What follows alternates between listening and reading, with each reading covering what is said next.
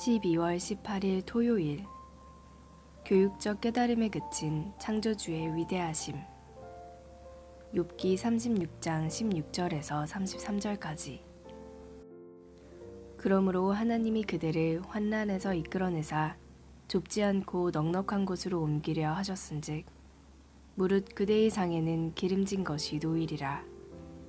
이제는 악인의 바들벌이 그대에게 가득하였고 심판과 정의가 그대를 잡았나니 그대는 분노하지 않도록 조심하며 많은 뇌물이 그대를 그릇된 길로 가게 할까 조심하라.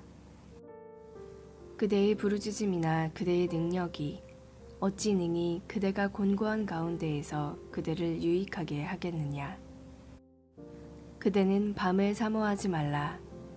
인생들이 밤에 그들이 있는 곳에서 끌려가리라. 삼가 악으로 치우치지 말라. 그대가 환난보다 이것을 택하였느니라. 하나님은 그의 권능으로 높이 계시나니 누가 그같이 교훈을 베풀겠느냐. 누가 그를 위하여 그의 길을 정하였느냐. 누가 말하기를 주께서 불의를 행하셨나이다 할 수 있으랴. 그대는 하나님께서 하신 일을 기억하고 높이라. 잊지 말지니라. 인생이 그의 일을 찬송하였느니라. 그의 일을 모든 사람이 우러러보나니 먼 데서도 보느니라. 하나님은 높으시니 우리가 그를 알 수 없고 그의 횟수를 헤아릴 수 없느니라. 그가 물방울을 가늘게 하시며 빗방울이 증발하여 안개가 되게 하시도다. 그것이 구름에서 내려 많은 사람에게 쏟아지느니라. 겹겹이 쌓인 구름과 그의 장막의 우레소리를 누가 능히 깨달으랴. 보라, 그가 번갯불을 자기의 사면에 펼치시며 바다 밑까지 비치시고 이런 것들로 만민을 심판하시며 음식을 풍성하게 주시느니라. 그가 번갯불을 손바닥 안에 넣으시고 그가 번갯불을 명령하사 관역을 치시도다. 그의 우레가 다가오는 풍우를 알려주니 가축들도 그 다가옴을 아느니라. 오늘의 말씀 요약. 엘리후는 욥이 회개하지 않아 악인의 벌을 받는다고 합니다. 또한 욥에게 삼가 악으로 치우치지 말라고 하며 하나님의 권능이 크시기에 그분이 하신 일을 기억하고 높이라고 합니다. 엘리후는 안개, 구름, 우레소리, 번갯불을 주관하시는 하나님은 인간이 헤아릴 수 없이 높으신 분임을 상기시킵니다. 본문 해설. 밤을 사모하지 말라. 36장 16절에서 21절까지. 고난을 죄의 결과로만 본다면 하나님의 큰 섭리를 볼 수 없습니다. 엘리후는 욥이 하나님의 훈육을 받아들일 때 회복될 미래에 대해 진술합니다. 그러면서 현재는 욥이 악인에게 임할 심판을 받고 있다고 말합니다. 뇌물에 해당하는 히브리어 코페르는 회개를 의미하기도 합니다. 엘리후는 욥에게 자신의 상황에 대해 분노하지 말고 회개의 대속물을 통해 회복과 구원을 경험하라고 충고합니다. 또한 밤을 사모하지 말라고 합니다. 밤은 욥이 갈망했던 죽음으로 안식이 아닌 심판이 될 것입니다. 엘리후는 욥에게 악에 치우치지 말라고 합니다. 엘리후의 발언은 친구들의 발언 틀을 벗어나지 못합니다. 욥이 무죄하다는 사실을 인정하지 않기 때문입니다. 엘리후가 생각하는 욥의 현재 모습과 미래 모습은 어떻게 대조되나요? 내가 처한 상황과는 다른 교훈적 충고를 들을 때 어떤 마음이 드나요?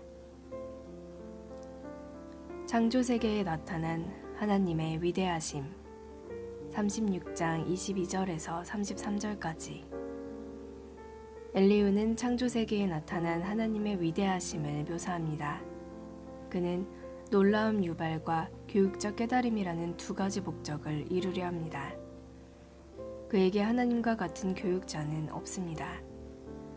엘리후는 욥에게 하나님이 하신 일을 기억하고 높이라고 합니다. 그는 하나님의 위대하심을 파악할 수 없는 인간의 무능함을 강조합니다. 그가 보기에 다양한 기후와 날씨는 하나님의 감정과 심판을 표현하는 도구들입니다. 이러한 엘리후의 진술은 전통적 견해입니다. 그러나 심판하시는 하나님은 악인과 의인에게 똑같이 햇빛과 단비를 내려주시기도 합니다. 교훈적 의도로 전달하는 엘리후의 진술은 한계가 있습니다. 엘리후는 창조 세계에 나타난 하나님의 위대하심을 어떻게 묘사하나요? 교육적 의도로만 전하는 말에는 어떤 한계가 있을까요? 오늘의 기도. 우연히 일어난 듯한 자연현상까지도 친히 다스리시는 하나님이 제 삶 또한 주관하고 계심을 믿습니다. 하나님은 불의가 조금도 없으시며 하시는 일이 언제나 옳으십니다. 답을 알 수 없는 인생의 문제를 맞닥뜨릴 때도 전능자 하나님을 기억하고 찬양하게 하소서. 묵상 에세이. 사역보다 중요한 것. 광야의 삶은 축복이다. 하영조. 언젠가 선교사님들의 사역과 삶에 대한 간증을 들었습니다. 저희 교회에서 파송된 70세 넘으신 장로님의 이야기가 인상적이었습니다. 워낙 사역을 오래 하셨기 때문에 재미있는 이야기를 들려주실 거라 기대하며 귀를 기울였습니다. 그런데 그분이 뜻밖의 말씀을 하셨습니다. 제 나이가 올해로 70이 넘었습니다. 선교사로 주의 일을 하려고 여기까지 왔는데 이 나이가 되도록 저의 못난 성격을 고치지 못하고 있습니다. 저는 아직도 화를 잘 냅니다. 그분이 말씀을 하시다가 울었습니다. 처음에는 일이 중요하다고 생각했습니다. 그러나 분노 하나 조절하지 못하는 제가 무슨 선교사 자격이 있겠습니까? 우리는 모두 침묵했습니다. 그 말을 듣고 충격을 받고 다 부끄러워졌습니다. 인생에서 중요한 것은 다른 사람을 변화시키는 것이 아니라 자신이 변하는 것입니다. 그래서 무슨 일을 얼마나 했느냐보다 내면의 삶이 주님을 닮았는가를 스스로 물어야 합니다. 입으로만 옳은 말을 하는 것은 아닌지 얼마나 순종하고 있는지 돌아봐야 합니다. 정의를 말하다 보면 자신이 의로운 사람이라고 착각하기 쉽습니다. 우리의 구원은 주님이 우리를 사랑하시고 용서하시고 긍휼을 베푸셨기에 십자가에서 죽기까지 순종하셨기에 이루어진 것입니다. 그런 주님을 닮아가는 것보다 더 중요한 일은 없습니다.